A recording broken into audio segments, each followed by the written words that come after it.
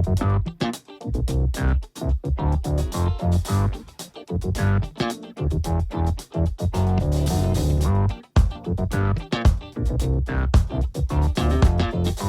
folks, and welcome to the Daily Ratings Podcast. It's a show where each week we're going to be sitting down with Mr. Vincent Daly to get his thoughts on the latest movies he's been watching, both older films and new releases. And don't worry, there's no spoilers. Vince will give a brief review of the movie, share some thoughts, and of course, then rate the film. The daily ratings are always fair, honest, and most importantly, they're consistent.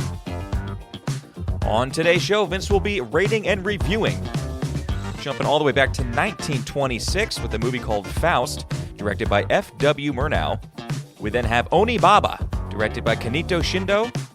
We have Revenge by Coralie Farge, Saint Maud by Rose Glass, and finally, newly released, now in theaters, Saturday Night, directed by Jason Reitman. So we have eclectic, spooky, and one funny new one, I guess, kind of. So I can't wait to see what Vin has to say about it, folks. Stay tuned and enjoy the show.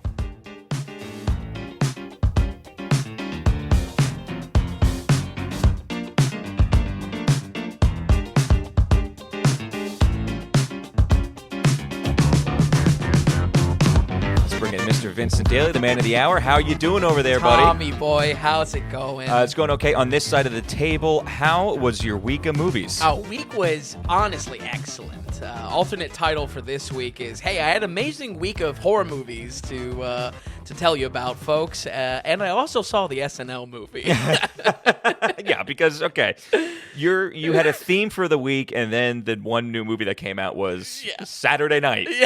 Yeah, exactly. So your first, Faust, Onibaba, Revenge, and Saint Maud, what was your theming for the week? Not really theming, just that these were all, like we closed with last episode, these were all, like, heavy hitters on my list. Onibaba was something I wanted to get to even last year. Faust has connections to Nosferatu coming out in December. Yeah.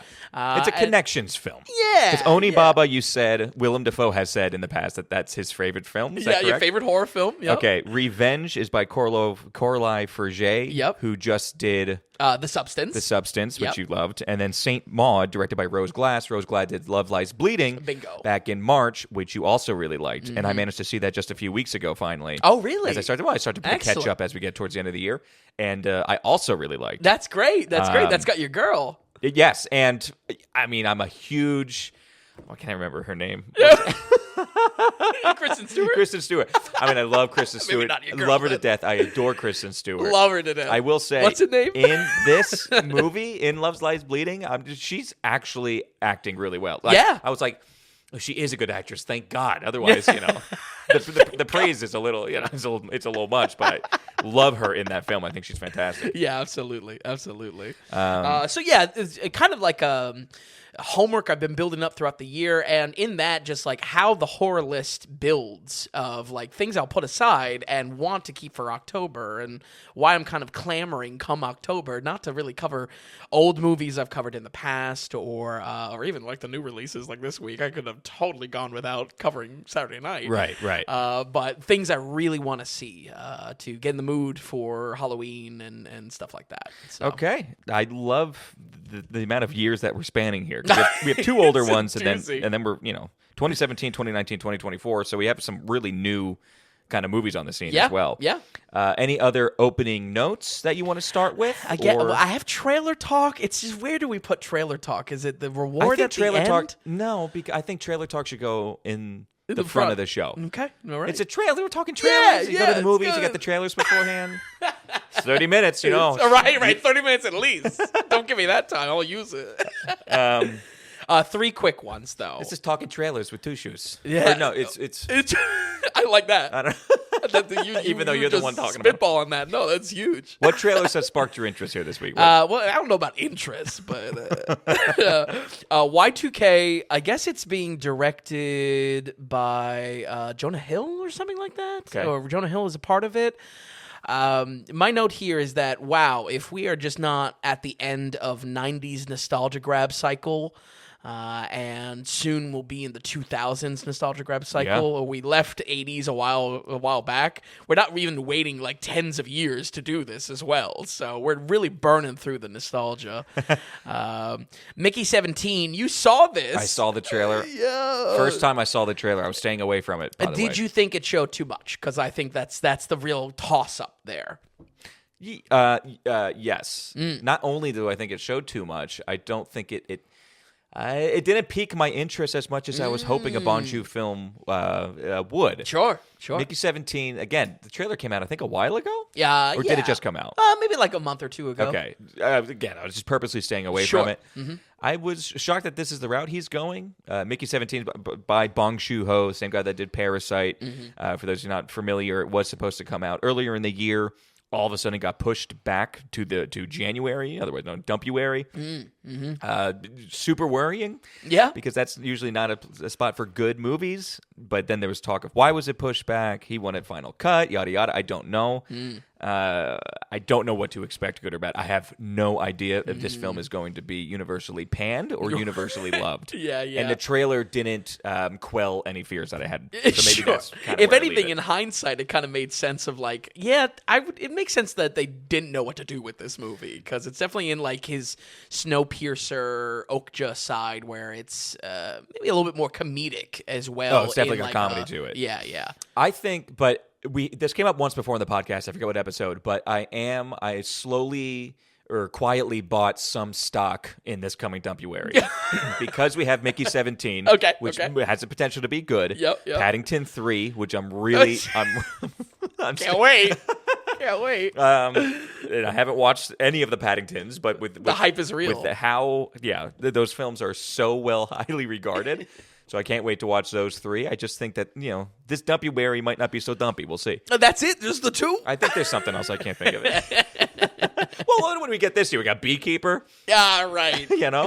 Boy, Beekeeper. What a fever dream. What an unreal movie.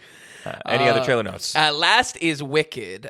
This is the third goddamn cut of this trailer, and it opens with her saying, "Let me tell you the whole story."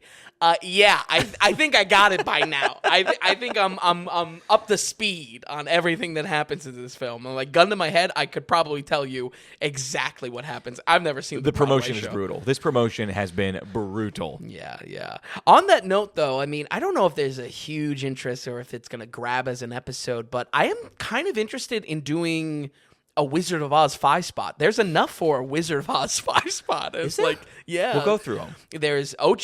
39. There is a Return to Wizard of Oz. Apparently terrible. That's apparently right. Nightmarish. Is the original actress in that? No. They switched that out. Why can't I think of her name? Judy Garland, right? Yep. I think that's by the time that was made, she might have been involved in like drugs or worse. Then we get The Wiz, which is, I believe, in the 80s. We get that bad James Franco, Oz the Great and Powerful. Yeah. And then we would do Wicked. So very interesting, very compelling episode. Now that I'm saying it out loud, it's just like, I don't want to watch any of these. I want to watch the OG. When does that come out, by the way? Is that just perpetually in our trailers? I think it's just like, it's all of December. Freaking Oz movie. And this is really based on the play, correct? Yes. And that said as well, I'm interested in covering Wicked because I'm hoping I can finally point to something and say, this is not Broadway bland. I mean, Wicked is a monolith of Broadway. Yeah. And of its own right, too. Of its own, it's earned its respect. So I'm hoping I can, not just needlessly bash on Broadway films that I'm just like, the music isn't really working here. We ran into that with the Mean Girls one and of course... We didn't hate the Mean Girls. Right. I just didn't like the movie. Right, well, no one liked the movie, but, it could have been much worse. But same with, the Wonka remaster or reimagining. Flaccid, that film. Exactly. So I'm hoping this actually has some chops and wow, this is some killer music, It won't. I have an issue. At first, I liked Ariana Grande. I'm more so just impressed by the impressions she can do. She has a whininess or a type of a sing from the back of the throat. Phlegmy? Not phlegmy at all, but like this whininess that comes from somewhere, and that's her entire singing has this whininess to it, and I can't unhear it as soon as I heard Really? it. Really? Yeah. Okay. So she's gone, but Interesting.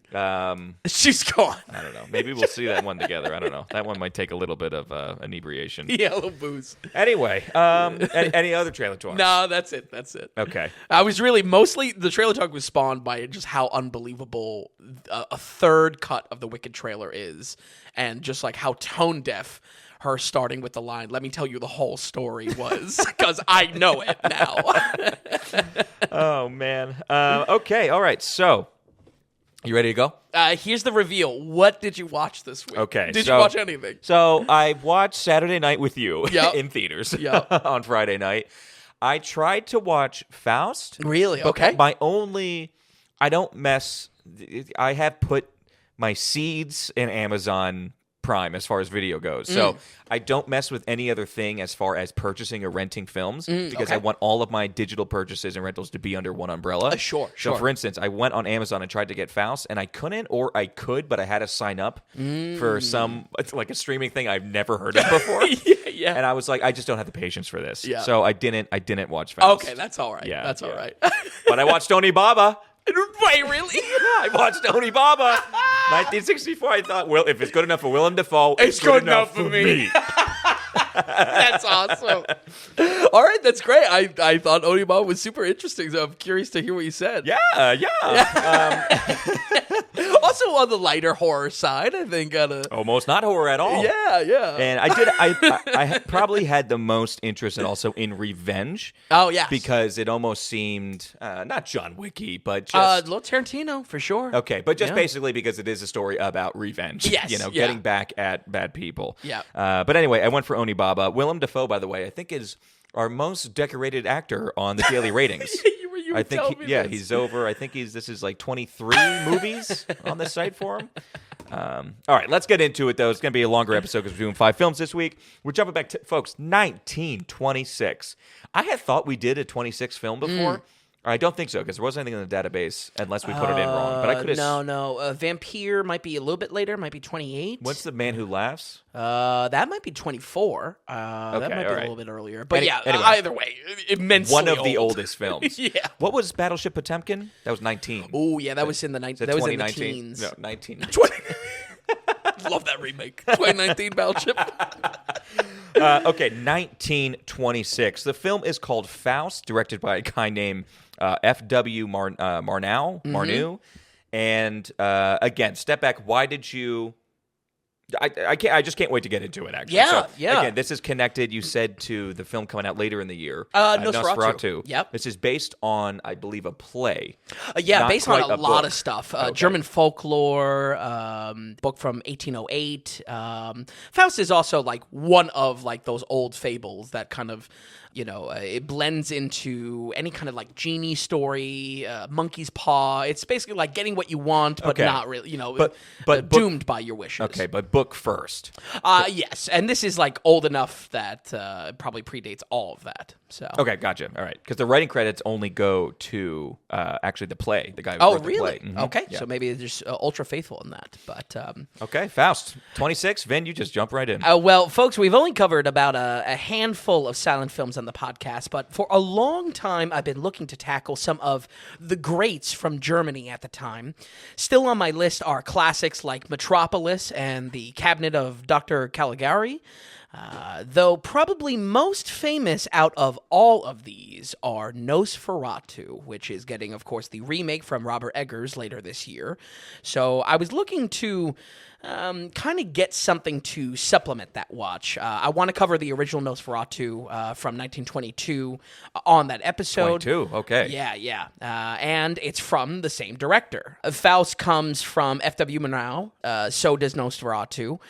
In researching, wanting, to get something spooky in this vein, Faust also kept coming up as one of the most impressive for VFX at his time, often referred to as F.W. Murnau's best movie. It is the last movie he does in Germany before coming over to Hollywood. I just was hearing kind of legendary things about this movie, so I wanted to give it a go, and boy, was it excellent. This was something else. I was curious most for you to watch this just because I know. And I wanted to. I tried to watch it. Yeah. And also, silent films, I kind of wanted a second opinion because I was really hot on this movie, but maybe just, I don't know, I wanted to kind of bounce some things off just to see if it was, I don't know, if the silent film aspect of it was enough to sink the watch, you know? Right. But I think, I think that you have at least done enough silent films now where you can kind of tamp, you know what's good and maybe what's not good. Yeah. You can still make that depiction of hot, of good or not. So the fact that you were hot on it, I wouldn't think you would need me to, I don't know, check that. Sure. Is a way to say it. I was interested in saying the only thing I was scared about was the hour and about 45-minute runtime. That did make me nervous. But overall, how did you watch this? Or where did you watch this on? What platform? So I watched it on a streaming site online. I think it actually might have been connected to what you were coming across with Amazon because there wasn't a purchase option. You could only do it through, I think it was Kinoscope. Yes. Cinescope? Yes. I had no winter. I was like, I'm out. Yeah. It seems like they just are in charge of licensing a lot of these older ones. What's odd is you can't buy it though. That always feels yucky. It's annoying. Yeah. Real quick too, I'll just set this up a little bit and then you just run with it. There was like 4 separate copies of this film. Yes. A French version, 2 German versions, an American version. I understand that the American version is fine. It's like relatively good. Here the French version is the worst. And not only that, the director F.W. Murnau, because he's bilingual and does a lot with the U.S., he was working on all those copies between German and U.S. Interesting. There was a specific, from my understanding, there was a specific cruise that I believe went from Hamburg, Germany to the States, to New York, where this film was being shown on. Oh, wow. And because it was German and English, mostly patrons on the boat, the director wanted to kind of be a part of that and make it right so it was transferable, bilingual for everybody on board. Interesting. I think my elevator pitch for this is watching it in the German. Not that, you're going to be reading either title cards or subtitles to the title cards either way. For the spooky vibes of this, so much of these silent films are like almost the atmosphere that you're just like having it on in. Yeah. I'm telling you, these title cards in like bleeding white German look evil. So I think that's my pitch to watch this in the original. Folks, from my research, this adaptation of Faust pulls equally from German folklore, where the fable was born, and the 1808 classic written by Goethe. Sorry if I'm mispronouncing that. The internet tells me The internet tells me that Goethe is pronounced Goethe. So, fuck me, I guess.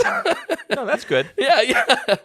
The story opens up with the demon lord Mephisto entering into a wager with an angel to corrupt the good soul of Faust. Mephisto appears looming over the town as a gargantuan shadow, releasing a plague onto an unsuspecting festival below. Frustrated with the death around him, Faust seeks an end to the town's suffering when he comes across an unholy text detailing how to make a pact with the devil. When Faust speaks Mephisto's name into the night air, a human shapeshifter appears before him who offers a dark contract in exchange for renouncing heaven. The two share a night of unlimited power together, and like so many cautionary tales throughout history, that power comes at a price for a deal that is too good to be true. Folks, I might be more open to silent films because of studying movies for the podcast, but I really did think this was truly, truly excellent. There is an incredible amount of display of imagination all over this film, and daringly overcomes the technical limitations you would expect from a movie from the 1920s. I feel like most of my experience was just being so shocked that they pulled off things that I would reserve for animation. No less live action, no less 1920. There was kind of like, wow, 3 times over with this. The whole experience is gorgeous. Like I said, those German title cards create a surprisingly evil look to the film. The aesthetic of lines like "blood makes for an extraordinary ink" projected in blinding white text was the exact horror vibe that I wanted. And much like when we covered Vampire, shadows and lighting looks incredible. So many little details, whether it be I don't know, the eyes of Mephisto, blood, a crucifix, will have light flaring off of it, like a lens flare or something like that, and just looks so stunningly great.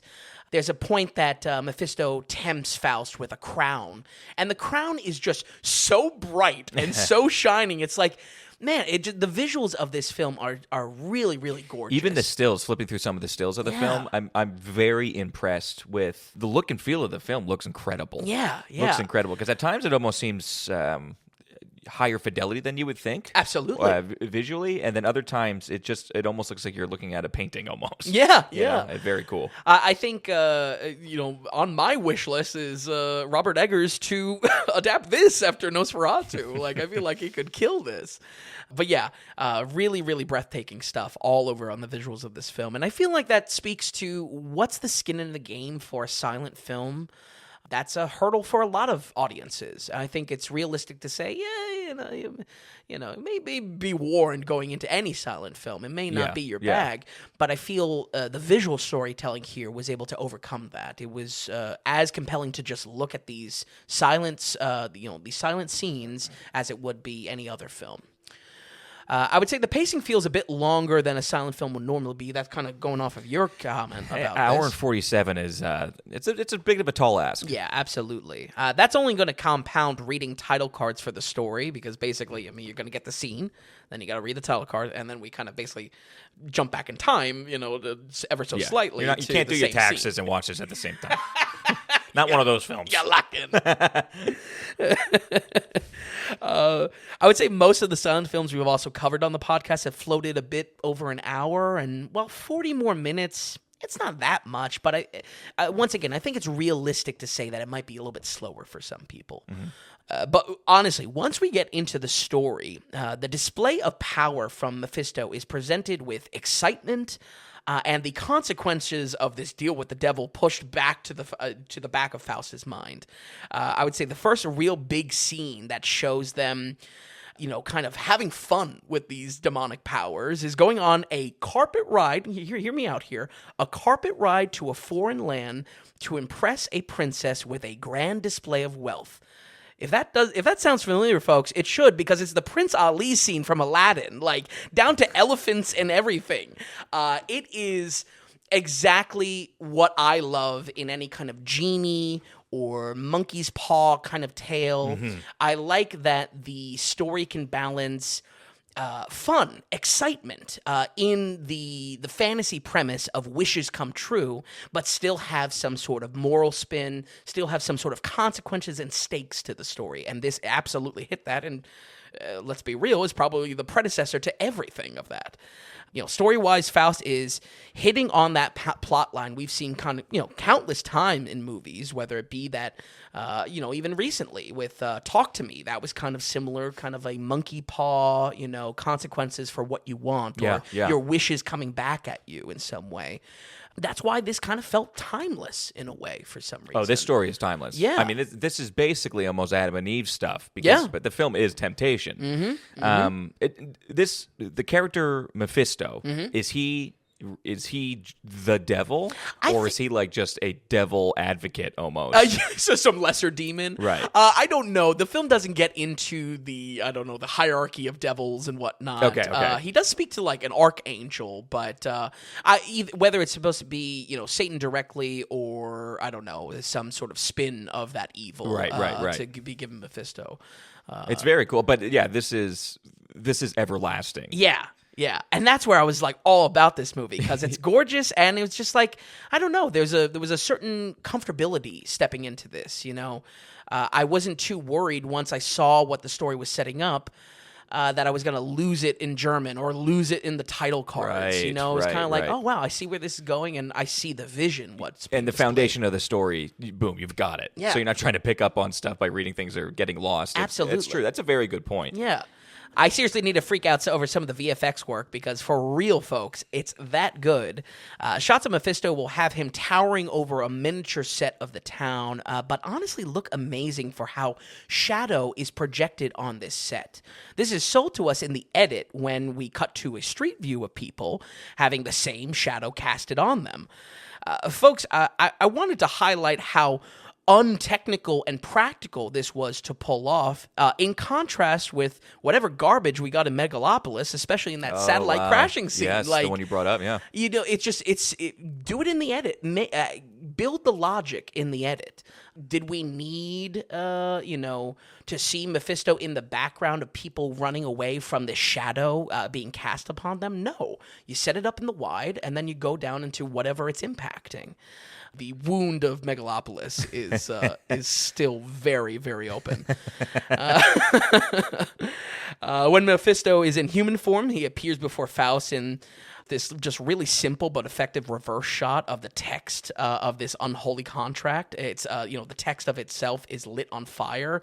The team is probably pulling that off with some sort of like flammable sparkler powder, but set in reverse. But like it looks so good. I was really shocked by it. Like I mentioned, the lighting on that note is just excellent across the board. I can only imagine they got these like almost highlighted bits by just punching holes in the film reel. I couldn't find anything on it. I was trying to research into what that method would be, that when they want to highlight something like a drop of blood or eyes or some sort of evil magic to it, there's always just like this crazy lens flare off of it. And obviously it's not a lens flare. So I think something's going on in the film reel itself for the trick. And constantly, there are just shots pulled off in this that would be reserved for animation, for how imaginative they are. Like some real movie magic shit here, and got me excited. Obviously, well, maybe not obviously, but a lot of these shots play into animation itself. Probably most famous is the first Fantasia. You have Hall the Mountain King in that. I believe it's Hall the Mountain King, with the big devil casting magic. That's pulled basically directly from this. And next to Aladdin, I mean, maybe just Disney's a hack to F.W. Murnau. Some real great stuff here. But, folks, this was seriously one of the best, if not the best silent film I've ever seen yet. No less on the podcast. Devilishly good looking for something that came out nearly 100 years ago, and maybe even saving some of that eternal youth for itself, as the scenes pulled off here should be a lesson for animators and filmmakers to this day. We're going to go ahead and give Faust 1926 an 81. Whoa, my gosh. It was really excellent. An really. 81% fin for a silent film of 1926. That is freaking awesome. I think it shot Nosferatu in the foot, because I don't know how like a simple vampire story is going to outdo this. Well, you know what I like about this is, again, you watched enough silent films too, where I feel like, again, some people going back, or critics looking at these old pictures that have a name to themselves, thinking they need to rate it somehow. You know what I mean? They need to they need to gin it up. Absolutely. They need to be fake. I know, like, that. This is coming straight from you. You told me over the weekend how pumped you were on this. Yeah. And there's something very exciting about that. Absolutely. When the film is from 1926, it's really cool. And I can't tell you how much it's just Aladdin. And I love Aladdin. Aladdin's probably my favorite Disney movie. So there's just something about it. It's just like I really was in love with the film. Now, two things. One, just to go back, because the earliest film we covered was 1919. We covered from 1920s, around 100 years or 98, 96 years ago. It's still not that long ago when you really, like, there's people alive that were, maybe not seeing this in theaters, but there were people alive who were born when this came out. You know what I mean? And that's pretty incredible. When we get into the 30s, when America really starts to blow up with the talkies, sure. There's some of the people still that could even saw that in theaters, technically. Remember that first you know what I mean? Yeah. And I think the biggest thing there is just like how different the film landscape was of like how seeing movies and whatnot. It really is something. And the tech of how films look. I mean, it's crazy. When we were going through the John Wayne films even. Yeah. I mean, they're from, when you start with 39 and going into the 60s or 70s, like 70s, it's incredible what those early decades can do and the progress of it. Back to this, and with that and how the film looked, obviously visually striking, not a critique, but just an observation of old films, especially in the teens and the 20s, don't have that frame rate down or the frame rate high enough. So 24 frames per second is standard as far as your eye isn't going to detect the individual frames, or it's not going to strain you. Did this have that almost sped up look to it? Only occasionally when these like inventive almost animation techniques would come into play. A great example is when he presents that crown. That crown is like faded in what I would imagine almost like rear projection, but that the crown itself, you could tell whatever effect they were doing to make it shine, that was like sped up. But if that's because you even some old Buster Keaton stuff, it has that thing where if someone's walking down a street, it looks like they're walking faster because it's not quite there. You're at 16 or 18 frames per second or something. Yep. That could just set something apart. That was definitely Battleship Potemkin. Yeah, true. I didn't notice it that much. You answered. That's very impressive. Absolutely. I think it's more in effects that they were doing, and maybe even intentionally as well. Right. 81% for Faust. Maybe a little bit tricky to see, but if you were able to get it and went through this site, then I'm sure it's all good. Yep. All fine. If this is at all up your alley, we have some people that obviously are very much into film, and the history of film, this seems like a winner, Vin. Absolutely. Wow. Absolutely. I got to go back and watch remake this. Faust. I think Eggers could do it. Wow, man. Very cool. 81%. Well, let's take it, almost a big leap forward, and yet still still mad old. Still a phone. Yeah, how old is this? This is 64? Yeah, so it's 60 years on the dot this year. 1964, this film is called Onibaba, directed by Kenito Shindo. I think, like I said, I saw this one. I watched this one. I'm so surprised. Hey, good enough for Defoe, good enough for me is the rule. Obviously, we're in Japan here. Yeah. Right. And it does, I think this film, doing a little bit of the research, does have some love from maybe intense critics or people that get into Japanese cinema a little bit, which I know that you do, Vin. Any names that struck out to you that you knew before? Do you know this director, Kenito Shindo, at all? Or is this just Willem Dafoe mentioned this? So it's like, let's go check it out. I found this as part of an older list for horror, along with some other Japanese horror from the 60s. Honestly, after seeing we did Hausu, from like the 70s, I was always a little gun shy and going back to these old 60. I think that was gonna be like silly or something like that. Luckily, this is definitely not silly. This is very dark and almost apocalyptic. Yes. Why don't you give the boilerplate of what this is then? Yeah. Well, like we mentioned last week, I stumbled on this by no other than our Gothic prince himself, Willem Dafoe. And saying it was his favorite horror movie. Also, in an interview, he said he's been trying to make the film himself for many, many years and had failed. Hell yeah. After watching this, I don't know why he couldn't, because this felt like an A24 film in modern day to me. Like, it felt like a student film. I was like, we could make this film. And I don't say that disparagingly. It's 64 in Japan at the time, but this has a simplicity to it, purposely so. Right, exactly. I'm just like, we could do this, but we got to get that man the rights. Maybe start a petition. Absolutely. I have a good handful of Japanese horror, like I said, set aside, spanning from the 60s to the 80s, but last time I dived into that list, I didn't exactly love it. Flashback to when we covered 1977's House or Hausu, and you remember that the film had some interesting campiness mixed in its horror, but wasn't exactly a great film. And ever since, I've been, once again, a little gun-shy, a little reluctant to return to covering that corner of cinema. Folks, I'm very happy to say that this film was on the opposite end of the spectrum. Onibaba comes off more as a modern A24 film than I could ever imagine, and feels so dramatically grim that I would recommend watching it even outside of a horror. And I'm kind of interested to hear what you said, what you thought after watching this, Tom, because I don't know. I in a lot of ways, it's not a horror for like 90%. It's more like just very dark. It's. I'm going to put down horror on the site because we have some of our set genres that you can search by. But I think in the text, I'm just going to write folk horror. Yes. I did see that. And I think folk horror does a very good job at this because it's a small film. There's not a lot going on, but there is a constant eeriness, a constant almost uncomfortableness while watching. And Absolutely. even the characters are a little bit weird and off-putting. Almost every single one is off-putting in their own way. And so it has a certain vibe and feel to the film. Overall, though, this is not anything that we know of as horror today. I'm not actually scared by this. But that folk horror, that's exactly what I tuned into, too, because there's something moral as well of its story. It's trying to kind of tell a little bit of a lesson here, a slippery slope, if you will. Onibaba is best described as that folk horror and translates to demon woman. However, Baba is often referred to old woman, or even used as an insult sometimes, and that kind of sets the tone for what our Baba in the film is going to be. We are set in a war-torn feudal Japan with Kyoto burnt to the ground and mere survival being difficult to pull off in these cursed times. Survival is really the crux of everything in this story. While many characters will introduce themselves as simple farmers and common folk, the lengths they go to in order to survive could almost be described as post-apocalyptic.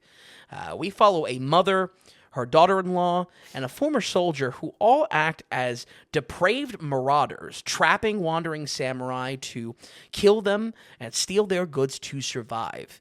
When a relationship starts to blossom that excludes good old Baba, paranoia creeps in to further corrupt her mind, as one more misdeed is just one more means to survive in the wasteland. Folks, the horror in this isn't really horror at first, and in a lot of ways I would say I'd almost describe it as like a grim, dark fantasy, especially in this swords definitely. and lords kind of historic setting, feudal Japan. The film is dark, and this post-war smoldering is genuinely hopeless. Doing what is needed to survive has almost an apocalyptic stakes to it, and honestly, the horror only starts to take hold when those survival decisions become more and more extreme. During the whole story, characters' actions and morals aren't really brought into question. Surviving is seen as something that is necessary right now, but will go away as soon as things return to normal. But straight up, we follow cold-ass killers, and the psychological tension the film builds up in its runtime is questioning how these characters plan to turn away from these bloodthirsty actions if things ever return to normal. And I feel like there's also an element here that I think even characters comment on it. It feels like purgatory. It feels like they're in a nightmare land. And in that way was so much more interesting. I was expecting some kind of spooky Japanese ghost story. Onibaba, demon woman. You see the poster for this. It's you see the mask. I was expecting, very hammy, it's still folklore, but folk horror to me meant like spirits and stuff like that. Yeah. Why I would describe this as a modern A24 film, it was so much more grounded. It was so much about the characters and morals and how dirty they're getting and how extreme they go in this film, And the size and scope of the film. Yeah. The small cast of the film. It does. Right. It is Lighthouse-esque almost. Sure. Of this weird kind of folky horror. Again, off-putting. Yeah. And of course, just the black and white simplicity of the filming as well. Beautiful shots, but utterly simplistic. Yeah, this movie. Absolutely. And on that note, I thought the filmmaking was excellent. It seriously deserves some praise for how kind of outdoor shots blend with in-studio sets. I need to be honest here, 99% of those shots are just big fields of reeds. It's a lot of shot of grassland. But something about it is striking to itself. Whenever there's a chase through these tall grass, there's kind of an unease around what will come out of the shadows, shown directly by what are the pillaging our characters perform. But most of all, there are these countless atmospheric shots that just show massive gusts of wind kind of casting waves throughout the field and are done in slow motion that does not look like it's from the 60s at all. Like, I'm sorry, I know Christopher Nolan loves ripping off anime now and again, but, like, why do these slow-mo shots look like they're out of Interstellar, No, what are you talking about? the moving grass. The moving the grass. cornfields. Yeah. But I don't know. I feel like it's a double-edged sword because these extensive shots of kind of atmosphere, just of the grass itself.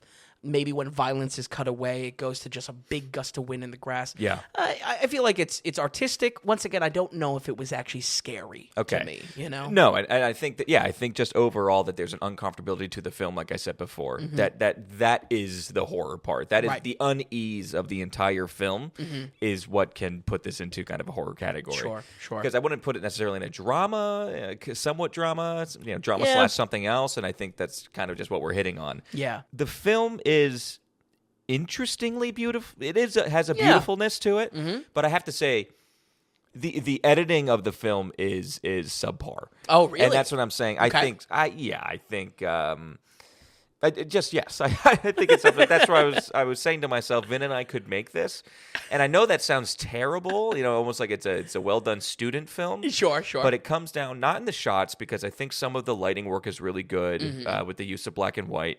And I do think that some of the scenes are just flat out good looking. It's the shot. It's the cuts, the breakaways, the edits where I think it really suffers. I mean, just case in point. I mean, it's a nothing part of the film, but one of the characters is going through the reeds, and he grabs one and pulls it up, and his hand gets sliced, and just the cutaways of that, and it's just that over and over and over again. I feel like is amateurish or just 64 Japan.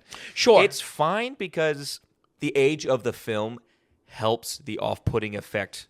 Watching in a modern day, it only helps that feeling. I think, sure, putting you in a different time in a different world, essentially. Right, it's kind of what I was getting from it. So I was oddly intrigued and wanted to keep on watching, and at the same time having a feeling that it almost felt amateurish. But again, for some reason, I don't say that as a bad thing. Yeah, well, I mean, I definitely know what you mean as far as like.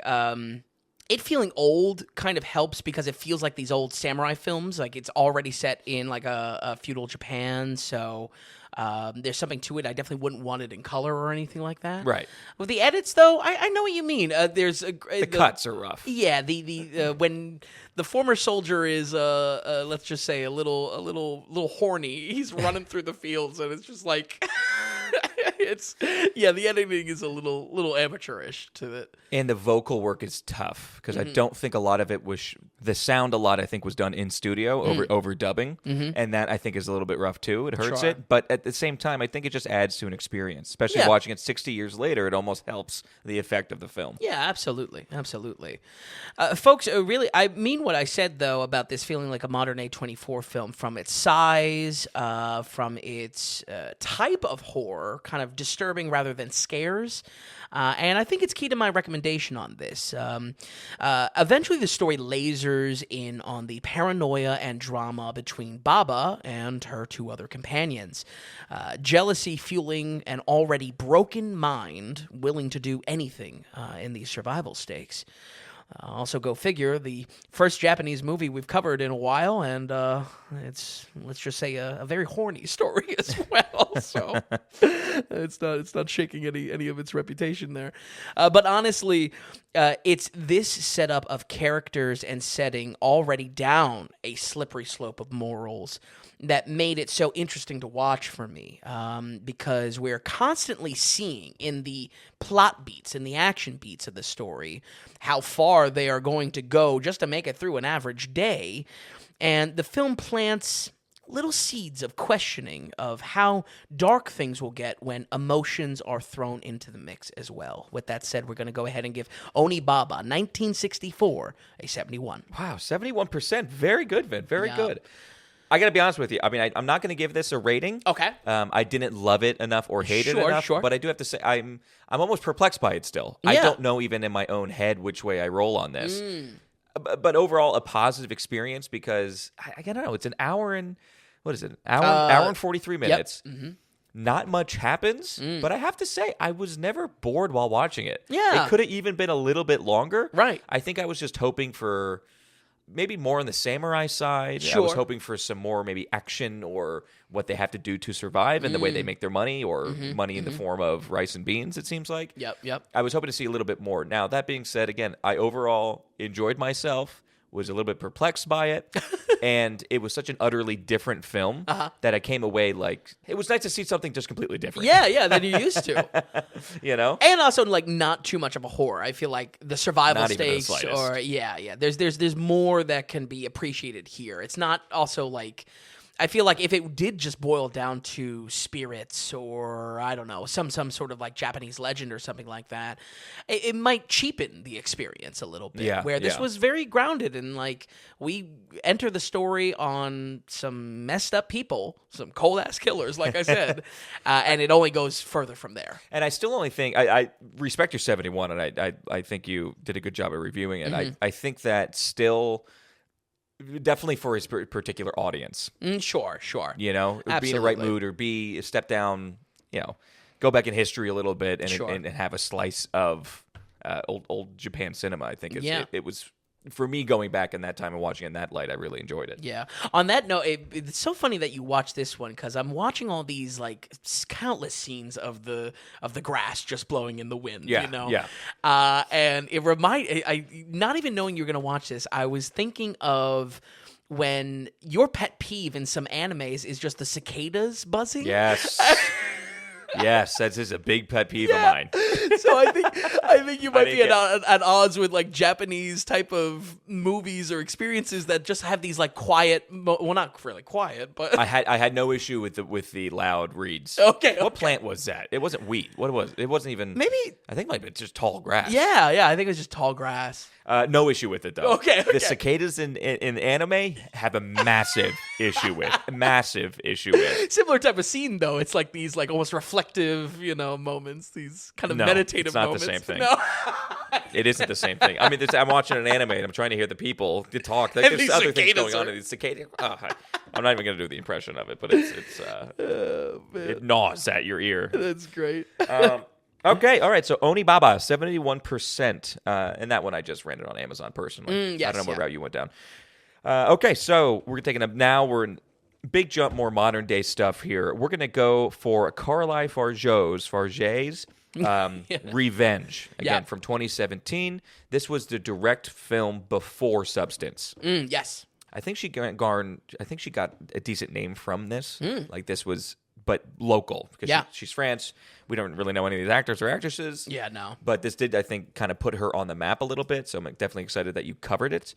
But Revenge, why don't you get into it? Well, exactly like our next film, this is the first movie from a director that only has 2 under her belt, and the second making a big impact on us in this year. Oh, this is the first 2 of hers. Yeah. Oh, I thought this was like the second or third. Okay. Yeah, both of this and with Rose Glass, only 2 under the belt, and that's where I was just like, I want to knock out these movies. Yeah, I'm talking, of course, about Carly Farget, director of The Substance, which we covered a few weeks back, and most of all left my jaw on the floor. So, with me struggling to pick up my jaw and only one other film of hers to check out, I wanted to throw it on my watch list right away.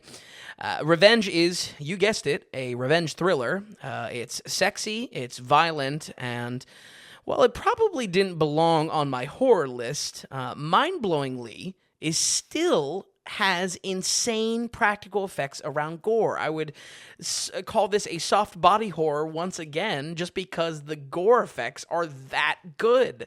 And that type of like gnawingly you want to cover your eyes at level of quality to it. The story sets up Richard, a wealthy cheating man, and Jen, his hot side piece, getting away to a secluded bungalow on a big game hunting resort in Morocco. When 2 of his associates show up for the trip, it leads the group down a path of many dark decisions. Jen is ultimately left for dead, and the film shifts into top gear, becoming a survival action thriller with more than enough badass moments to warrant a boys' watch. Folks, in a total surprise, this movie oozed plenty of 2000s Tarantino goodness, so much so that I could easily put this in a grindhouse subgenre. I can see that. That makes sense. Yeah. It really is action-focused, and exploitation is thrown around with those movies. Obviously, Tarantino's work a lot, but there's something here that's just like, this feels good in that way. It's a good one of these. I understand that might not be the biggest praise putting it in with a grindhouse subgenre, something that isn't really known for going after quality, but this was able to have the same kind of turn your brain off action associated with that while also being excessively well made. Farget, it shows incredible filmmaking across both of her movies, and though this had some good and bad spots to it, it is seriously impressive for a first film for any director, period. I mean, this is like a very impressive first movie. It's only a budget of $3 million, by the way. Yeah. I have to watch this now. It's wild. Put it in that list. Put it in that Catch 'em list. Top 10 under 10? Is that what we're doing? I don't know. Top 10 films under budget $10 million. Oh, you're right. Yeah. Right? Yeah. That might make the cut. Absolutely. 3 mil is pretty good. I'm excited. You're intriguing me here. And also, like, once again, just like The Substance, who the hell is pulling this VFX off for her? The practical's really good, huh? It's crazy. It's wild. Wow, okay. It's something else. But a little bit of the kind of the good and bad. On the good side is a lot of praise here, and most of it why it's worth a watch, folks. Its biggest strength is in the visual storytelling. I'm talking shots of an apple rotting slowly, the bungalow itself being a kaleidoscope of colors and just beautiful in wide shots. Probably one of my favorite shots in the whole film is a slow-mo shot of blood drops hitting an ant farm, like an ant hill. And it just looks so cool. Small little details in this make it consistently gorgeous, and this is outright dripping in its visual style. Seriously, between this and The Substance, the question during my entire time watching this is who in the hell is doing this incredible VFX work, and no less for, not a lot of budget to do it with. It really is something else. I've tried to do research into that. It's very hard to see who's actually doing this gore work on her team. But I'm sure there's a bunch of names into practical effects. Yeah. Does VFX count as practical effects? Or is VFX all about actual visual, digital editing and digital effects? I think for me, VFX has always been the big umbrella to all type of effects. Okay. Whether that be digital or practical or gore or editing tricks. Okay. That's always been kind of, at least how I use it, for it. So it's just some of the best I've seen between these two films. No joke. Once again, in this film, I was almost closing my eyes. Really? Yeah. Oh, I mean, okay. Crazy. Okay. I also think I discovered one of our earliest director trademarks ever for this one. I mean, I don't really have a concise way of putting it, but uncomfortable close-up shots of men eating and presenting it as disturbing. That's kind of the trademark. Okay. So keep an eye out, because there's a bite of a Snickers or some sort of candy bar that is just presented so disgusting. It really belonged in The Substance. On the slightly bad side, it's two things. One minor, one major. On the minor side, what the movie is not great at is trying to be an English-speaking film. Maybe it's a little bit of a mean comment, but there are some foreign-speaking elements that come off just a bit silly and sloppy at times. There is still a foreign language. Jen, who is our protagonist, is the only English speaker, so the other three guys are kind of intentionally sloppy with their accent work and whatnot, but it just kind of comes off. I was just under the assumption that this was a complete French film with French subtitles. Yeah, I wish it was. Yeah, wow. Obviously, for story reasons, it makes sense that she speaks English. She's very far away from help. Yeah. But it's just a little bit. It's a little rough. Yeah. I do think that she wanted. So this ended up being. This was entered in at TIFF and did pretty well, Toronto Film Festival, and maybe that has something to do with it too. This director has eyes on doing bigger things. Yeah, and I don't want to be like, oh, she wants to be in Hollywood, but more so like she doesn't want to. There's some French directors and French films that are kind of just for France. Oh, sure, you know what I sure. mean? I mean, France is huge with that, and just has their own industry. I think she would like a broader audience. Absolutely, and well deserved, honestly. Because if I saw this film, let's say back in 2017 when it came out, I'd still have my eyes on her just in the same way that I have my eyes on whatever third film is going to come out after this. A little bit more major is going to be the logic of the story. It really is the biggest hurdle for the film. The survival elements here aren't exactly realistic, and I'll kind of explain what I feel should be like the watching experience for this, but it is an action movie. It is a revenge thriller, so the stakes of certain scenes and the stakes of some plot points lose a little bit of logic to them when they become more stylized and aren't really realistic. This is considering she has a tree branch stuck in her abdomen for a long stretch of the film.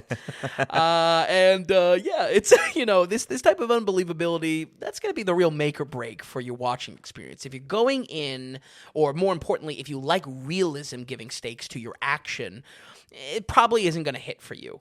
Personally, though, I think you should be viewing this almost like Kill Bill, where the style itself heightens the reality a bit of the story. I found myself able to give some of the issues with logic a pass when I understood how truly stylized this is trying to be by the end, and how much it could probably fit into that grindhouse subgenre. So that's what I would recommend watching this in. But going into it, I think that's a good note, actually. Yeah. Be able to, I'm sure you were having fun with it, but kind of take that extra step of believability, or it will go a little extra. Yeah. But that's okay. Absolutely. Absolutely. It's like, I think anything around like bleeding out, I feel like, especially for action fans, you look at something and you see something unrealistic like that and be like, it kind of takes you out of it. I totally get that. Yeah. Flashback to the John Wick episode, you know what I mean? How many bullets did he take in his jacket in John Wick 4 just because there was some bullshit explanation? He's got like armor plates in there. It's right. All right. But here, like a Kill Bill, blood loss, for instance, it's just kind of like it's the reality is heightened a little bit because it is so stylized, and I would say that's probably where I was appreciating this. Like I said, though, we get plenty of badass moments for a real badass movie right here. I definitely put this, like I said already multiple times, grindhouse subgenre. And earns its minimalist title going straight for the throat. Calling it revenge, it kind of earns being called revenge. For sure, a boy's watch, and while some moments can get kind of uncomfortably dark, it is all used as fuel for the fire, pushing Jen towards her revenge. And seriously, folks, look out for our director because her team makes some crazy movies, and I can't wait for the next one. We're going to go ahead and give Revenge 2017 a 76. 76, a very good score. Yep. That's a very good score, folks. If you're new to the podcast, we can tell we definitely have some new listeners here. 65%, I mean, for those of you who listen, I say this often now. 65% is our version of a good film. 75% is a very good film. Yep. 85% you're in the must-watches. So the fact that you're at, 81 gave it a Faust, 76 for this, low budget, French French horror film. Yeah. I freaking love that. I think that we got to keep an eye on this director. Yes. I think I got to go back and watch some of these big time. Yeah. Because I was curious if it was going to beat out The Substance for a while, but two very different films. yes, extremely different films. Yeah. Yeah. Johan Harash, it does get the visual effects title for the film. I was looking into him a little bit, but He's worked on Asteroid City. yeah, exactly. Last year. I saw that. But I don't know if that's the guy for her gore work because he's not on The Substance then. Right. And then you also have the makeup department, like special effects. There's literally a special makeup effects artist. There's two of them, so it's that. We don't have to go through all their French names. But anyway, she knows how to get the proper team, is what it sounds like. Yeah, absolutely. Excellent, Vince. 76% for Revenge. You've got me interested, and these are not just straight horror films, is what we're learning here. These are not just horror films. Maybe most of all, this was, intense, certainly, but really kind of actiony boys watch. Yeah. Okay. So now, female revenge story. Could this be also going the girls' night compilation? I don't know. That's maybe The Substance. That's the girls' night watch.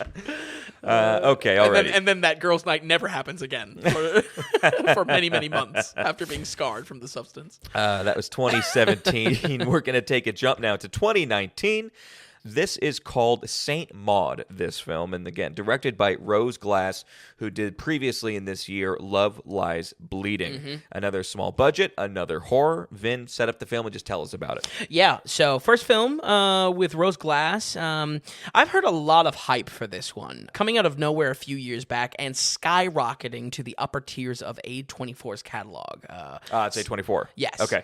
Saint Maud is largely referred to or considered to be in the top 5, or if not the top of all A24 films a lot online. That is the hype around this film, yeah. Wow. So this has been on my list for quite some time, even before seeing Love Lies Bleeding. And I gotta be honest, that hype shot me in the foot a tiny bit. It had me expecting a lot more walking into this. If anything, my own hype of really liking Love Lies Bleeding. And while I saw plenty of our director's DNA in this, I thought it was really good, but just on the verge of great. I could see maybe, depending on how you like your flavor of horror, this could really, really hit like the tops of A24. Personally, that list for me is like Lighthouse and Midsummer, somewhere up there. Yeah. But yeah, it shot myself a little bit in the foot with the hype on this one. Saint Maud is a psychological supernatural horror that slowly twists your understanding of the point of view for the story. We follow Maud, a hyper-religious caregiver assigned to Amanda, a terminally ill former dancer. We firmly see this story through Maud's eyes, however, both by getting her inner cynical thoughts throughout the narration, but also through a type of euphoria she experiences with her connection with God. She becomes obsessed with saving the soul of her patients on death's door as their relationship blurs between intimacy and spirituality. But things take a dark turn when Maud oversteps her role as a nurse and starts losing her connection with God as a result. I would say, believe it or not, the first stretch of this film actually felt kind of cute. I know that's crazy to say, but Maud's relationship with Amanda, it obviously isn't heading in a great direction. This isn't going in a even our opening scenes. It's like, all right, there's no chance you're confusing this as like a rom-com or something. But it does strike kind of a twisted innocence that I really enjoyed in films like Eileen from last year, maybe a little bit of Last Night in Soho. For me, it's something about these quiet facial acting turned into suspense, which is obviously helped by our main actress in this. I think it's pronounced Morfydd Clark. Yeah, Morfydd Clark. She looks like Thomasin McKenzie in terms of my two connections. Yeah, she does a little bit. Very mousy, small, British lady. Well, she plays Galadriel. Oh, okay, you got it? No. I was just going to toss it to you. I was like, do you want to shit on her or no. Rings of Power? She plays Galadriel in Rings of Power, one of the top two main characters, of maybe course. top three main characters of Rings of Power. Absolutely. I would say she might even get top billing. I really like her actually as a younger Galadriel. Really? Oh, good. I like hearing positive things out of Rings of Power coming out of your mouth. Well, but... season 3's out. We haven't even talked about it once. Oh, yeah? I guess two, because no one's 3. talking about it. I'm sorry. It's not even sure that it's going to be picked up for season 3, by the way. Oh, really? That's a shame. Season 2 of Rings of Power. Give me the elevator pitch on it. This is, I started to tackle it one night, and I said, how do I describe the feeling I'm feeling? And I was just like, what is the tool that like surgeons use when they have to break open your ribs? No, like Jaws of Life? Or, No. But like if you have a heart transplant, Forceps? but there's something they put in you and it separates your ribs so they get to your heart. Anyway, it's like if you were awake for a heart transplant and they put the rib thing in and they separate your ribs and then they forgot to put your heart back in. Whoa. That's how the film, the show. It wasn't even mad at all. Oh, interesting. You're just kind of like, you're gutted. Gutted completely. A complete waste of everything imaginable. Wow. Of money and talent and time for these fans that have waited so long for all of this. A complete horrible, really, really horrible show. Really bad. The deliverables aren't there on any level for the Rings of Power. The actual rings being created, that's the goal of the show or the story. Kind of. Yeah. I mean, there's a lot going on. That is trying to juggle. It is so bad on, as I said, every single level. Every level of the show is pretty horrible. It's pretty bad. It's pretty bad. Season 1 was better. Season 2 is wow. I didn't know. Again, I'm not. Bad. It's like I'm upset, but I'm not upset. Finished yet, right? It's doing its periodically coming out. Correct. Okay. I think it's just about wrapped up. Yeah. I just can't tell you how.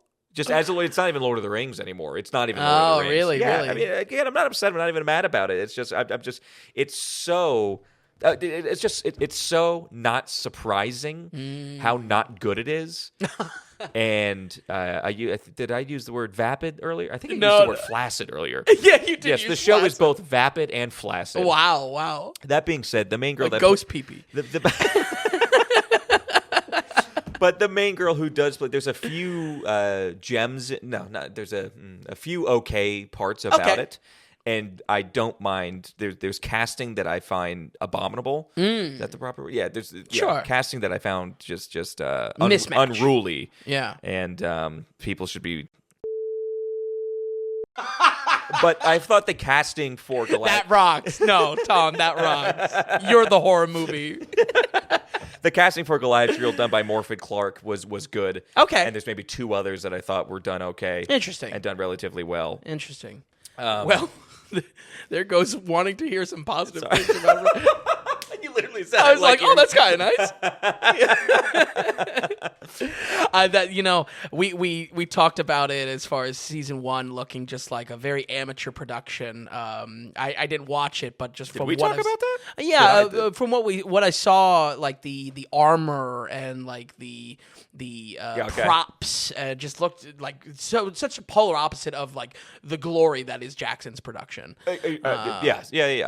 So it's just like I didn't expect much from that. I kind of get what you mean. It's just like when you get a bad show like that, it's just like it's a disappointment, but it's also like I never really got my hopes up. Right, for sure. It's just shocking how much money they spent on it. It's shocking how long it took them to get to season 1, and then just to get to them to season 2, and the trials that they had to deal with that. It's just like it's crazy.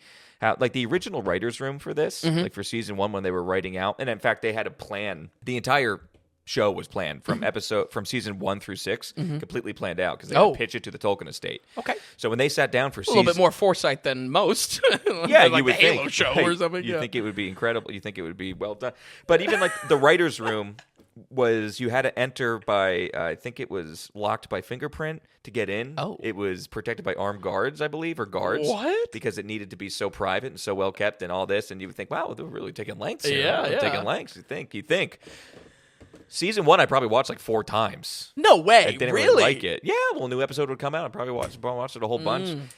Season 2 of it's shocking how not good it is.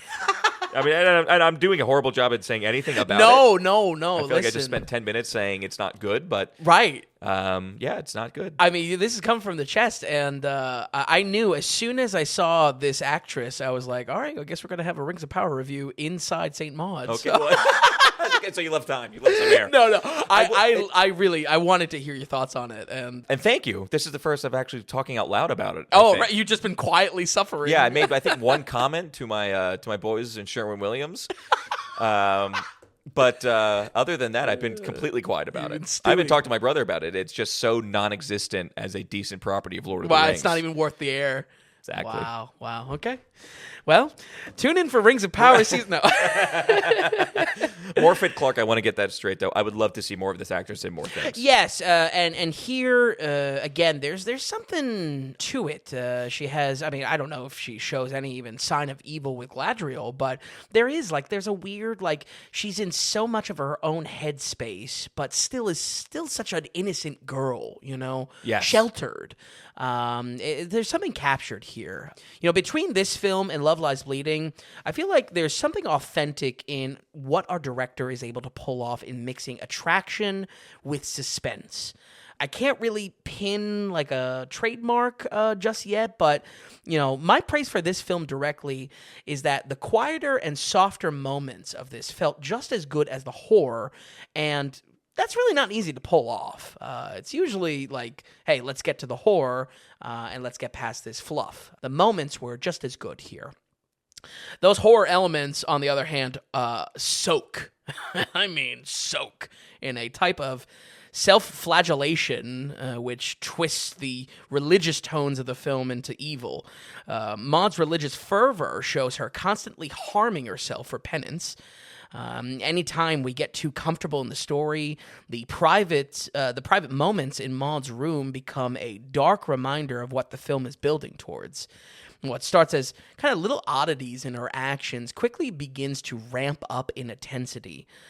These moments make you doubt not only Maud's social face, what she is outwardly has as a facade for other people, but then you even start to question her internal thoughts that we are the only ones hearing as well. This is where the film was at its best, in disturbing little questions that crept up throughout the story before you realize you are already halfway down the descent into madness. Much like her second film, Glass bakes some really terrific cinematography into the film, and these shots were killer.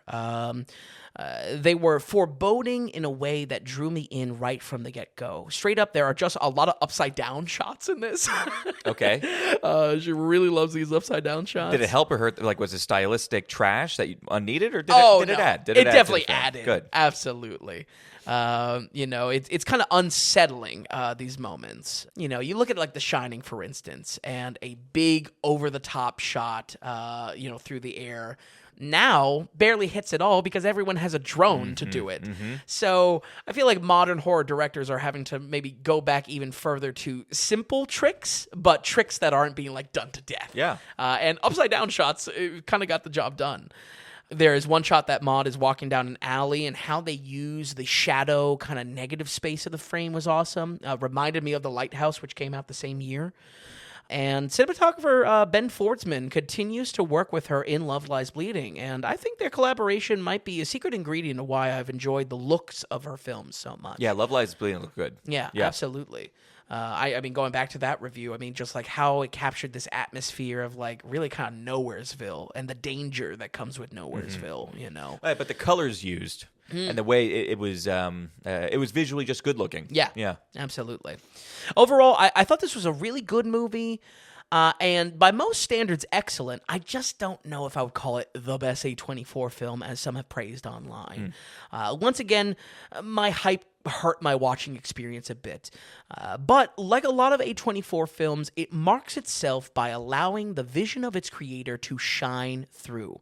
And I think that vision is found somewhere in between mixing intimacy and fear for Rose Glass. Glass is without a doubt a new director I am excited to see more of, and maybe most of all for her ability to crank the psychological tension in her characters. We're going to go ahead and give Saint Maud 2019 a 70 on the dot. 70%. I'm loving these scores. I told you it was a good week, bro. That was like great horror week. Good week. And SNL.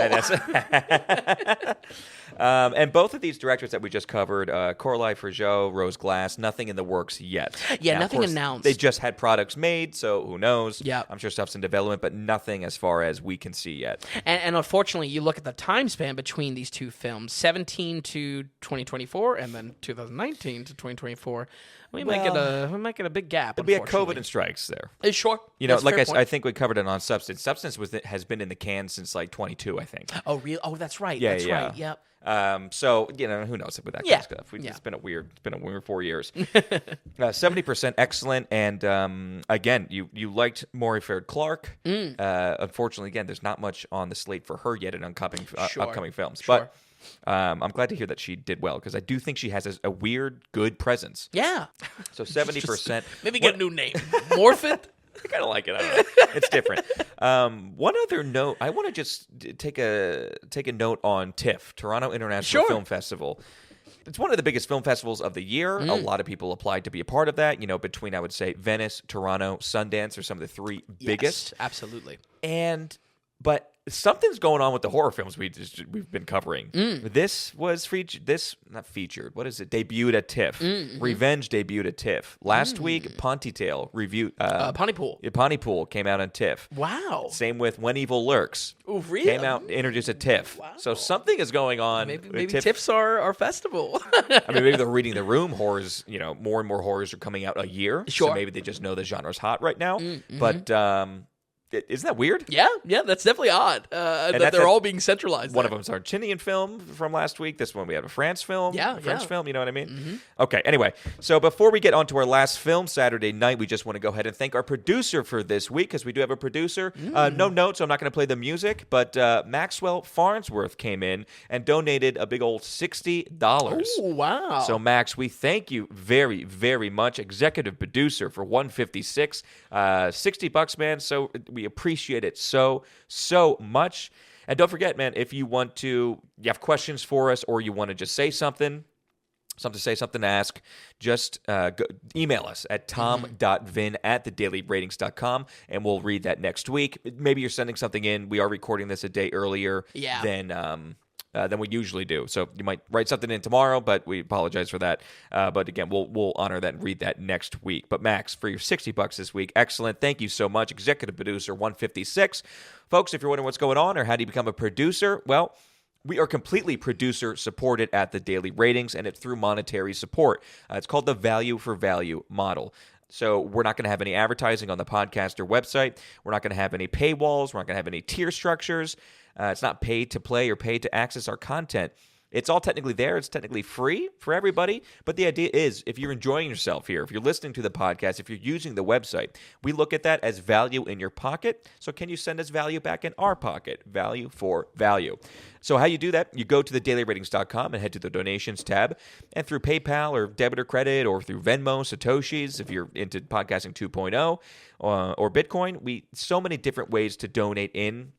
We can take it. Max went through Venmo this week, and we appreciate it so much. But it's all there for you at the donations tab on thedailyratings.com. We have some fun set donations, like buy Vin a movie ticket, Gump Club, become a Godfather. But also right there is the big value for value button, and it's whatever amount, big or small, that you want to send in. Everybody's on their own finances. Everyone's got different finances week to week. So again, if you're just getting a little bit something from this, if you're enjoying yourself, if you're finding this valuable, if you could send some love back our way. Basically, when you financially support the Daily Ratings, you become an actual, legitimate, credited producer of the Daily Ratings. Because just like in Hollywood, when you financially support a project, you're a producer of the project. So that's why we say, Max, this week, executive producer of 156. We appreciate you to continue to produce the show, Max. Thank you, man, so much. Don't forget to send a note in. And for all of you out there, if you want to be an executive producer of episode 157, just head to thedailyratings.com and go to the donations tab. All right, with that, Vin, let's keep things going here. We have one more film. Again, we saw this together in theaters this past Friday. This is Saturday Night, directed by Jason Reitman. And I think I'll let you break down, the boys kind of involved with the film, why they're involved with it, and we'll get into it together. We'll pass it back and forth. Sure. Well, actually, I was interested to start with how would you rank your movie watching experience? Because we had some chatty Cathys behind you. Oh. Well, it wasn't a terrible theater. It's just something about it's just a certain demographic I'm finding in these movie theaters that seem to not understand that when they talk out loud that people can hear them that are close to them. Yeah. But just there's some people that just feel the need to explanate? What is the word? To like she was gasping and whatnot. Gasping, being like, oh my God, oh, the poor guy. Like really involved into it, which at some point is like funny and charming in its own way. You're like innocent, but at the same time, you're a grown adult. Shut the hell You're up. not in your living room. Yeah. Others are trying to watch this subpar film. So that was the movie experience. But yeah, why don't you break it down a little bit? And like I said, we can kind of actually see if this how we did out. or didn't like it. Yeah. Well, folks, with a solid trailer hitting on that TV production vibe I've been digging as of late, I was mildly excited to check this out. This is created by the duo of Jason Reitman and Gil Kenan. Is it Kenan or Keenan? I think Keenan. Yeah, okay. Who last time we've touched on with the Ghostbuster revival movies. Jason being the son of Ivan Reitman also creates an interesting connection to SNL's legacy, but disappointingly, nothing that seemed to add substance to kind of a mixed biopic. I feel like, if anything, I wanted more, I don't know, maybe inside information, some sort of insight that possibly his father as a comedy writer could have shared at some point growing up, where otherwise this just felt like a real big love letter to someone that just grew up with every generation of SNL.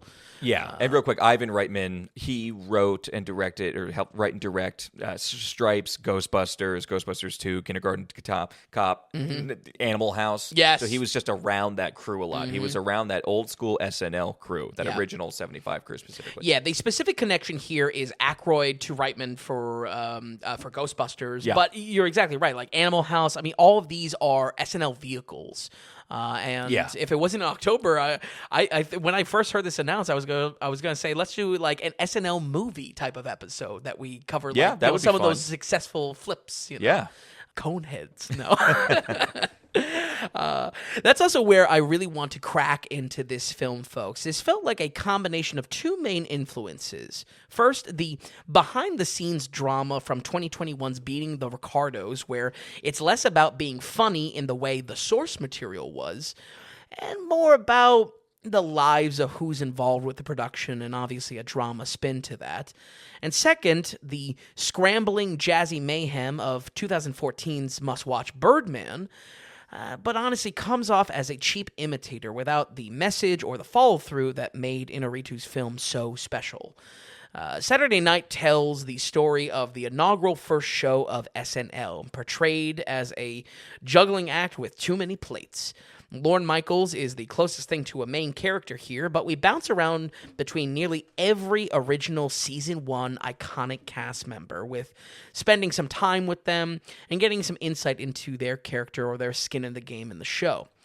The story is structured in a minute-by-minute dramatization of those first night jitters as the clock races towards showtime, but not everyone is able to wrap their head around Lorne's comedy revolution, and our ensemble of not ready for primetime players, as they've been referred to in the past, will have to slap it together if they want a job by next Saturday. Now, I think my issue with this experience was how it chose to be idealistic.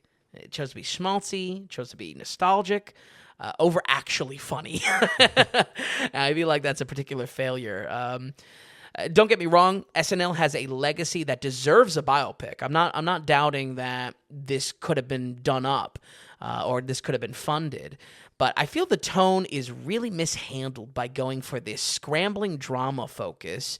You know, I'm sure there were many moments over the course of the real show that could have been a make-or-break night that could hold the show in the balance, could be the topic of a compelling biopic showing the sliver of a moment like this. But unlike the behind-the-scenes look we get in our other movies like this, SNL is defined by being funny. The fact that this movie struggles on selling what should be all-time classic sketch ideas is just kind of embarrassing.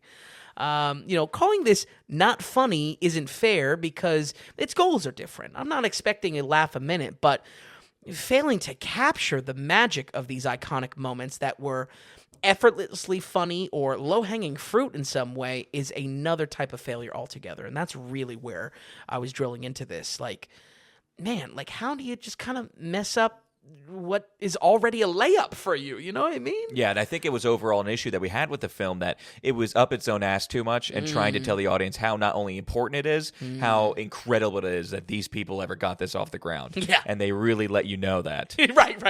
They really let you know this is a revolutionary idea. It's revolutionary. Backs were up against the wall completely. Lorne Michaels, literally the movie posters, Lorne Michaels carrying everyone on his back. I didn't even pick that up. So a bit of a puff piece overall in film, Yep. and it really comes across. There's some specific scenes that it's just a little bit too self-serving. I didn't overall hate the structure of, hey, this is what it took to get to the first show. We're giving you a 90-minute, minute-to-minute thing. Sure.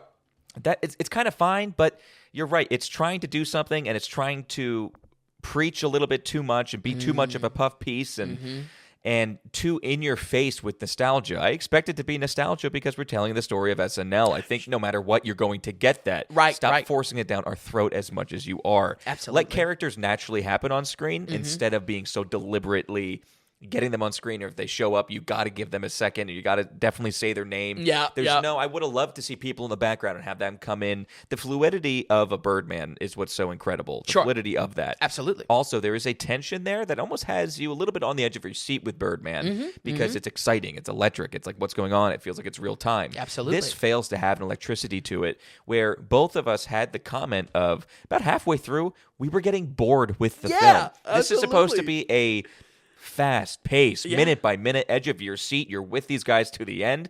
But the problem is, because it's only 1 minute at a time, essentially, it's so much of the same thing that after Yes. 20 minutes, you get it. After 40 minutes, you totally get it. Yep. So by an hour in, you're kind You're of like, bored. you're bored. Yeah. You're actually kind of bored with it. Yeah, despite its best intentions to be this, mile a minute, scrambling, jazzy, it has rhythm to it, has like improv in its genes.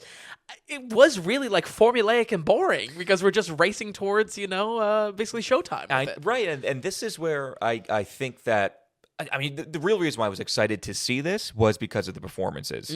I wanted to see how people reenacted these real people. These actors reenacted the actual characters in real life. Some actors I was just excited to see again on screen, like Philip Seymour Hoffman's son.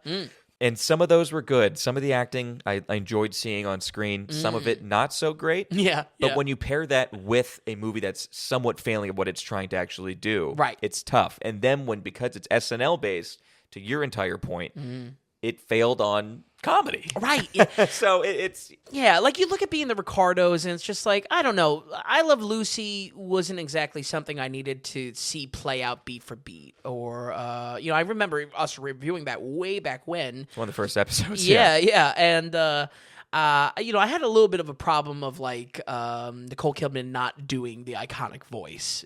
That was like a little bit of like, all right, I mean, you're playing the character, like do the voice. Here, it much worse of a pitfall because I feel like not only is it not trying to be funny, it's trying to be drama. The funny moments rarely came from the sketches themselves, and I was just like, that's just like, how do you not pick that up? Like, Well, and I wasn't feel like, mad at that. To be honest about it, I Yeah. wasn't mad at that. Because think about how you're going to do it. We're just going to... What is the movie then? Just to go through sketches that are already a thing that exists that we can watch, and we're just redoing actual sketches? Yeah, true. My thing is that the part that makes... Especially the first season of SNL so electric is the cast, is the people, is the craziness of these people. And although they tried to make everything wild and crazy, and in fact making up, let's just set something straight. A lot of what happens in the film actually didn't happen in real life. Oh, right. So yeah. there's that whole aspect Absolutely. too. Yeah. And that's it kind of annoys me, honestly. Sure. Because I feel like there's plenty to do. Regardless, we're dealing with funny people, so I think the behind the scenes, the making of the first episode, I feel like there's just plenty of comedy there. Yeah, absolutely. But I don't know. There was something there it felt like it really missed something critical to it for me. But you're exactly right, Tom. My biggest interest was the casting choices themselves. Realistically, the main draw for the film is seeing how these actors do in these big personalities they're filling. I think it's too much to go over them all, but I would say I'm going to just focus on what I thought was the good ones. Yeah, the standouts. Gabriel LaBelle plays Lorne. Again, Lorne Michaels is the biggest character out of this movie of characters. Not surprising, but yeah. Next to his role in The Fabelmans, he kind of looks to be making a career of playing younger versions of entertainment moguls, so I guess that's going to be his niche. My favorite was probably Corey Michael Smith playing Chevy Chase, especially seeming like the performance was kind of informed of the recent controversial reputation Chevy Chase has had, which was kind of interesting. I could see why it was maybe a bit annoying as well if you're a Chevy Chase fan. Like, it's like, what is this, trying to be a hit piece now? Mixed priorities, kind of with your comment of like, there are things that are very not true that this happened in. And it's just like, well, you're kind of failing being a biopic then. Yeah, I mean, I just want to say this movie has a certain villain in it. Can we say it's Willem Dafoe? Yeah. Because who is he actually? So he is the main, he plays NBC's main talent director, guy. And the thing is, the guy in real life was actually like a big pusher of SNL. Oh, go figure. And they turned him into the villain. Right. Like Chevy Chase, I get he's an asshole, but does that mean every single scene with him has to be proving that Chevy Chase was an asshole? Right. Because that he's plotting and scheming, yeah. I do know that some people liked him behind the scenes. Like some people did like Chevy. Right. So, but it's like, okay, we're doing that. Milton Freeman is in this movie. And boy, do they trash him. yeah. It's Very kind of one note per actor. Yes, right. Because there's almost no time for them to develop. No. There's too much of a juggling act. And everybody does get their moment on screen. Yes. But with that being said, everybody is one note. What is the persona of this person in present day? Yeah. And then we run with it. Yeah, Lorne absolutely. Michaels. So I mean, we only got through two people. Lorne Michaels, by the way. So we were walking out of the film. One of the first things I said was, so when did Lorne Michaels get his aristocratic, elitist voice? Yeah, right, if you ever actually hear Lorne Michaels talk, it's almost like this half British, half literally elitist, aristocratic. Yes, elitist is perfect. Yeah. Kind of voice he has that has like a certain accent to it. Yep. And I was like, when did he get that? That's not in this film. That's not in this film. That comes after the success of SNL. That comes after the money, I guess. I did like Corey Michael Smith, by the way, of Chevy. Yes. I was a fan. Yeah, absolutely. I just haven't really seen him in anything. He was in one thing that I recognized, but yeah, interesting. Acting wise, though, I think one of the best wasn't even filling an on-screen role that you would kind of keep an eye out for. Rachel Sennott? Yeah, Rachel Sennott plays head writer Rosie Schuster and absolutely stole the show. I think we're going to be on the same page on this one, Tom. I was praising her. Yeah. She's the best actor. She's the best actor in this movie. Absolutely. I mean, I kid you not when I say she was funnier than any cast member trying to be funny as the cast. I mean, I really mean that. Like, she was something else in this. I recognize her from Bodies. That's about it. Yeah, some other stuff, some TV stuff. Yeah. But she plays Rosie Schuster. I have no idea. I don't know anything about Rosie Schuster. Right, yeah, she's just a writer. Yeah. All I know is Rachel Sennott, her acting, legitimately acting, was just good. Yeah, absolutely. Folks, it's a tough one to score, though. Actually, well, before I move on, Tom, what are your highlights? I know you were saying maybe something about the Aykroyd guy. Yes, Dylan O'Brien playing Dan Aykroyd. I just wanted to see that actor more. He's in a movie called American Assassin, which totally it's just lost in the sauce. But for an action movie that gets lost in the sauce is actually not bad. Okay.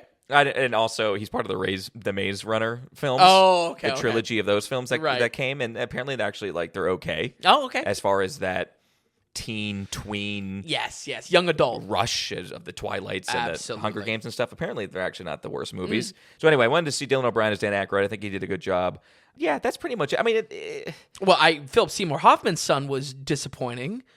Yeah, I don't think his fault. Philip Seymour. Yeah, true. Cooper Hoffman, we saw him in Licorice Pizza at, what was he, 13 years old, and crushing it. Oh yeah, I mean, absolutely. An unbelievably good job. Yep. For being such a main character in a PTA film. Yep. But that goes, him being lackluster in the film goes to, I just want to take a time for writing. Yep. Because it's such a fast-paced film and people are constantly talking back and forth and a lot's happening, whatever. I'm not saying it's easy to do, because it's hard to make that sound natural. But I just said one of the first things I said walking out of the film to Vin was, if I just shut my eyes and was listening to this, it just felt like a table read. It felt like these actors were delivering a table read performance. They had the script in front of them, and because you have to be so fast or you have to be so on it, it seemed contrived. Yeah, there was no subtlety to it. Right, it's just line delivery, exactly. line delivery, and it just felt like getting through a table read. Yeah. Not an insignificant amount of the film for me. Mm-hmm. Yeah, I agree. And folks, I think it's a tough one to score because it's really going to depend on your appreciation and nostalgia for that first SNL run.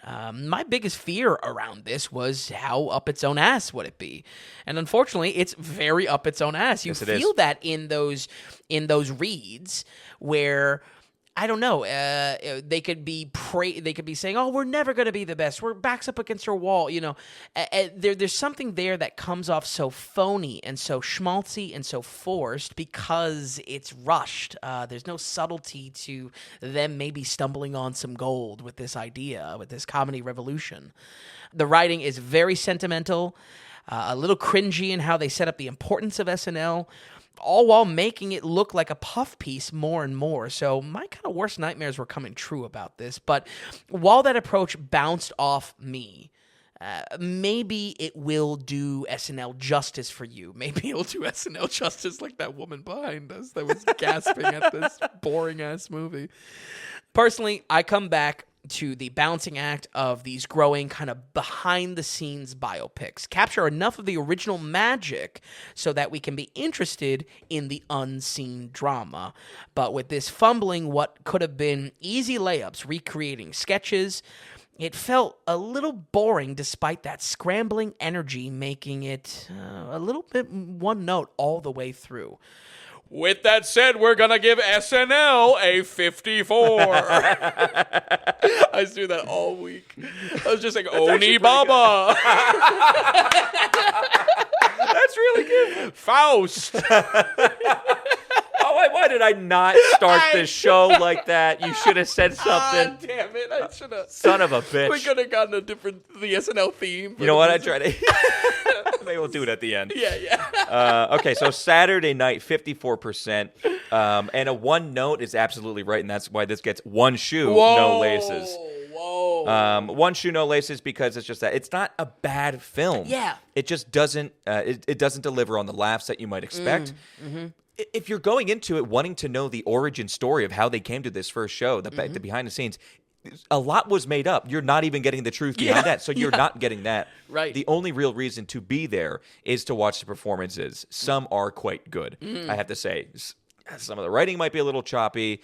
Even some of the vocal work on some of the actors is good, but they might not look like the characters are supposed to. So true.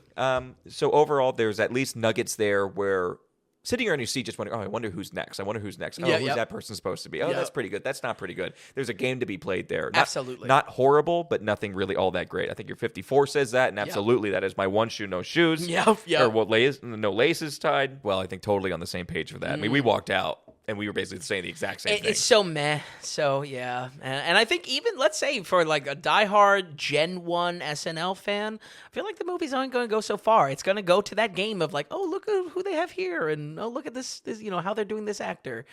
And then that's it. I mean, this is not like a revisit at all, It's not rewatchability. The only reason why I would go back to this is seeing, like, wanting to go through some of the actors before. Or, like, again, like, I don't know, if one of these actors comes up in a film, I would be like, oh, yeah, I want to go see him as Chevy Chase again. Because he was good at Chevy. That kind of thing. Absolutely. And that's it. I mean, we should say the guy that plays Belushi, the guy who plays... Oh, that's right, yeah. Belushi is pretty good as well. Yeah. But talk about a one-note version of that guy. Yeah, not giving any insight into, Belushi was a complex guy, drugs or not, I feel like there's something there that, again, there's too many plates in the air for it to be good at any one thing. Yep, so. Exactly right. Okay, so Saturday night with a 54%. Excellent, Finn. So looking at these scores, anything else you want to touch on? Talk to for next week? Roll credits? What do you want to do? Well, next week I was hoping to do a 5-spot for the new film Nora. That's done by Sean Baker. A fairly new voice on the scene. If you don't recognize Sean Baker by name, he did Florida Project, probably most famously in 2017. Really wanted to give him a shot. I cannot find a Nora in the whole... Yeah. I mean, I think like over 100 miles away. So I really wanted to do that. I think in combination with prepping the special for our last week in October, which we'll talk about more next week, I'm probably just going to have to do a much more simple episode, and that means covering Smile 2. Woo! We'll see how it compares to Smile 1, because we covered the first one on the podcast. I love that we've been doing the podcast long enough where we're getting these return visitors. You know what I mean? I've done my homework. I don't want to watch Smile 1 again. By the way, even going back to, we covered, when we did the Director's First special, remember we did Wes Anderson, and we were like, we covered Asteroid City. We covered The French Dispatch, I'm pretty sure, too. Oh, yeah, absolutely. That was very, very early on. Yeah. We're getting through some stuff here. Yeah, absolutely. But no matter what, hey, Smile 2, and then at least you can also watch whatever you want to watch then as well. It's true, exactly. I would like to do more horror stuff, and honestly, the Sean Baker 5-spot, it's a perfect 5-spot. Sean Baker's a sharp director. I want to give him some love, but it maybe not appropriate in October. We'll see when Anora, or when I can get to Anora, because I think it will be worth a watch as far as like a new release this year. Yeah, again, I think what it could be is just stretching it out a little bit. So they test it out to limited theaters a little bit, let it gain some buzz, and then they'll do a wide, because I think it's going to be pushing for some type of Oscar. Oh yeah, some type of award buzz, absolutely, based on how good the Florida Project did. Yep, absolutely. And Willem Dafoe once again. He's always in it. It is. Okay, Vin, thank you so much for watching these films, doing the reviews. Vin, we appreciate you stopping by here tonight. Folks at home, we'll run it down one more time. Should I do it? Should I try to do? I haven't done the Bobby Moynihan. Faust with an 81%. Onibaba with a 71. Revenge 76. Saint Maud with the 70. And Saturday Night with a 54%. Folks, thank you so much for listening. We'll see you next week on the Daily Ratings Podcast.